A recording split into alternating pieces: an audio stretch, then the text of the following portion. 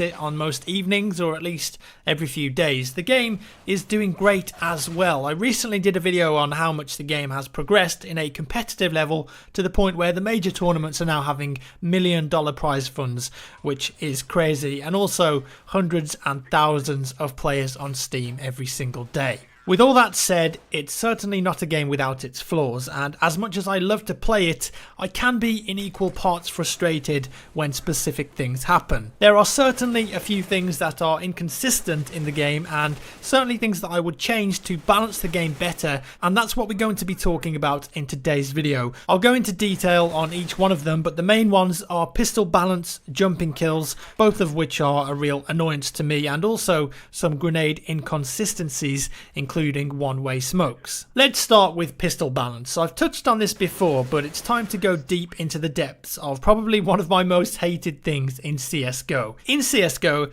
you have 5 viable pistols: the CZ75, the P250, the Tech-9, the 5.7 and the Deagle.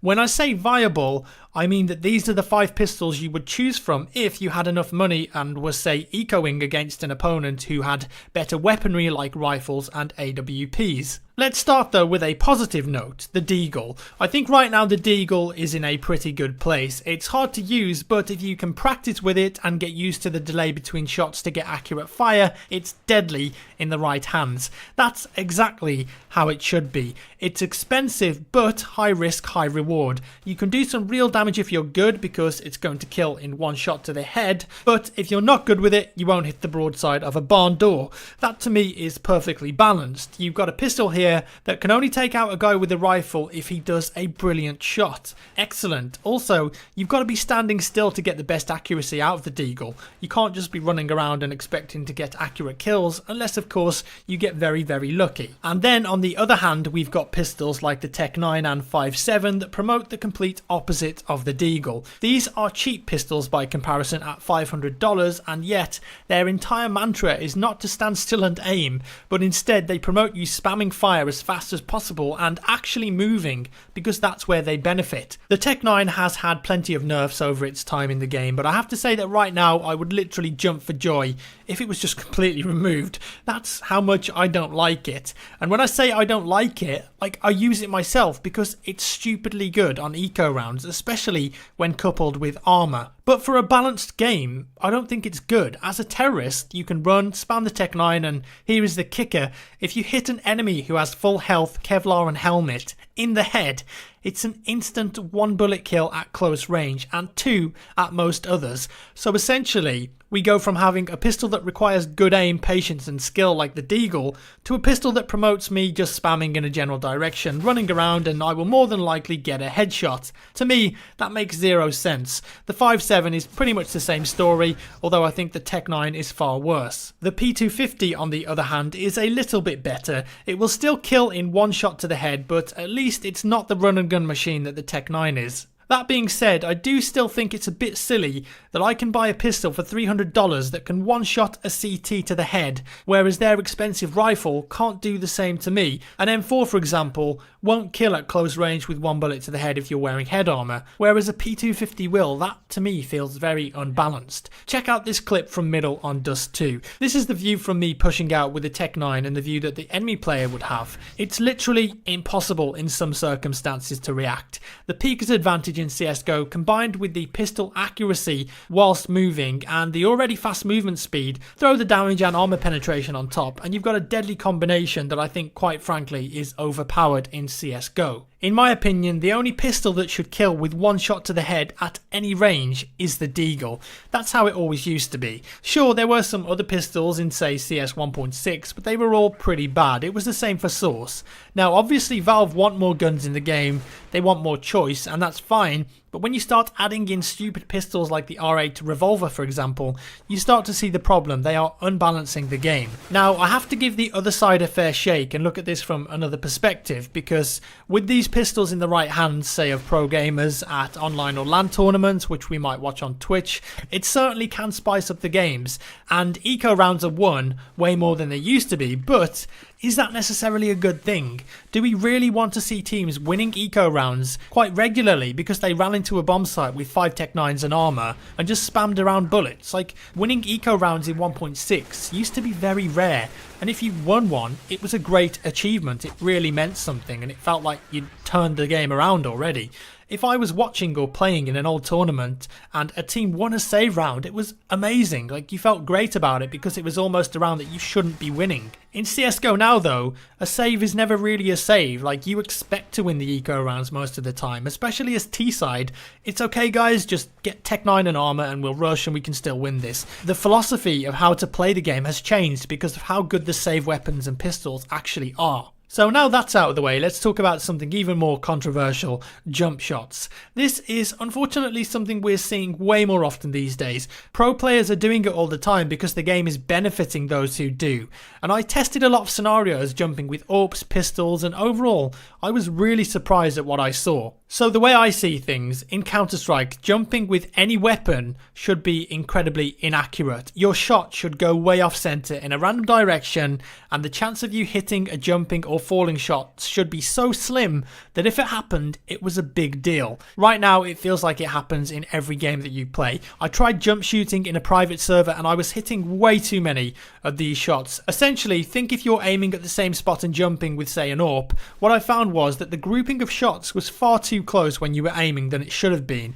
In fact, in some instances, it was exactly where you were aiming, and that's the problem. This shouldn't be happening. Sometimes you're experiencing 100% accuracy while jumping with weapons, which I think really needs to be fixed. It's so backwards to me that that's how Counter-Strike is now. It's actually a serious, viable tactic to jump shot, and like I said, it's why you see it in so many pro games, especially on retakes. It's the same with pistols, even worse in fact. I've seen some ridiculous pistol shots happen, and do we really want that sort of thing in the game? Do we want instances on Dust 2 where a guy is planting the bomb in a 1v1 or defusing and the other team wins by jumping up and hitting them in midair? This is Counter-Strike at the end of the day, and jump shotting or trick shotting shouldn't be part of the game.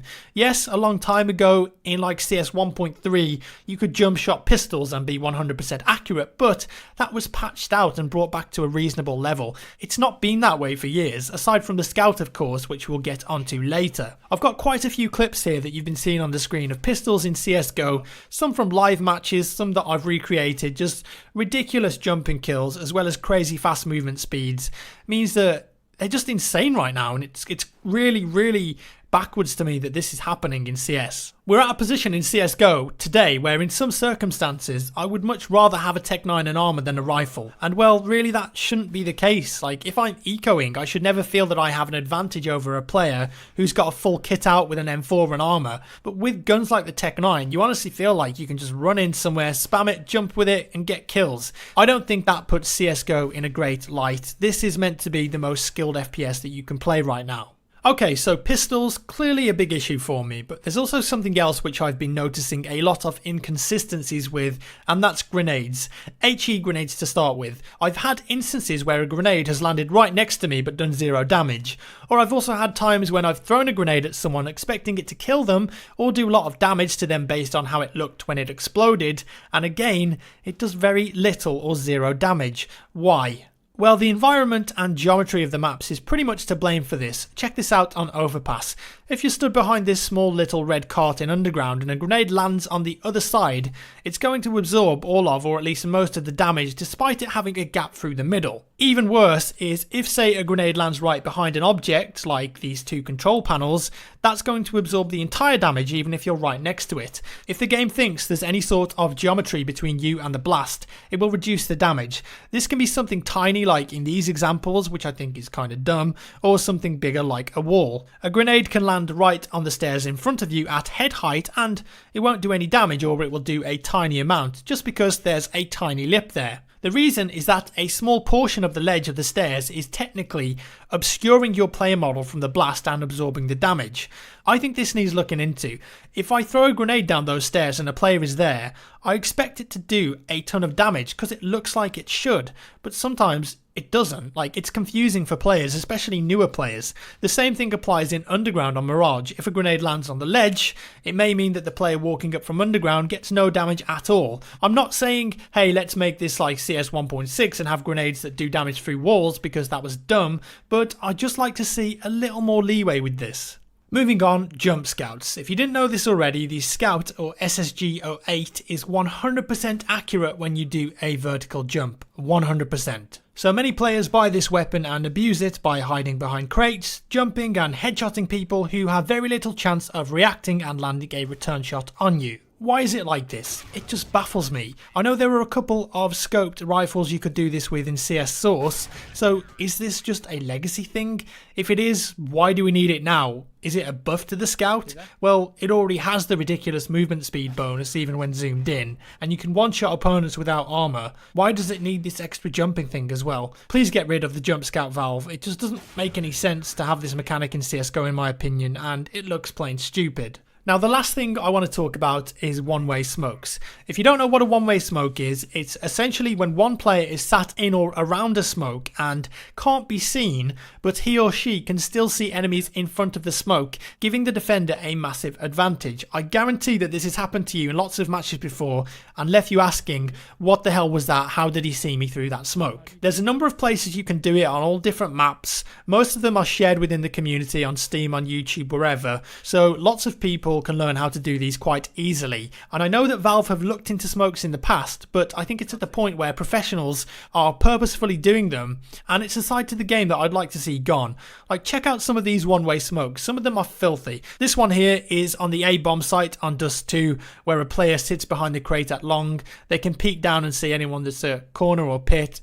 It's very advantageous. There's also this one on Upper B on Mirage, which is beyond dirty. You literally cannot see anyone, but he can see you enough to put 2 bullets in your face and then strafe away out the window. How about this one at Vietnam on Inferno? If the player doesn't move, you're literally unable to see them and they can get a clear view of you. There's even this one at the top of Banana, pop a smoke that lands on the car and you just spot underneath it and mop up anyone that walks up.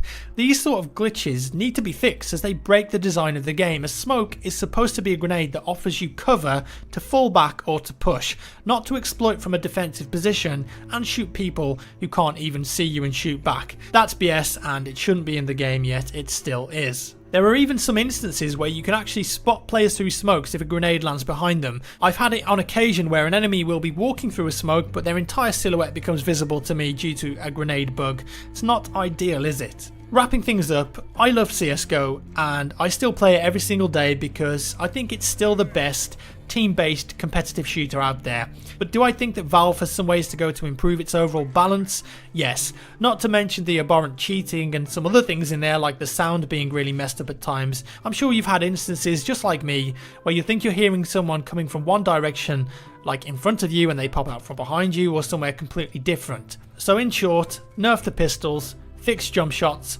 sort out the one-way smokes and make grenades a bit more consistent. It's simple really. And that's all for today folks. Please let me know your thoughts down in the comments below.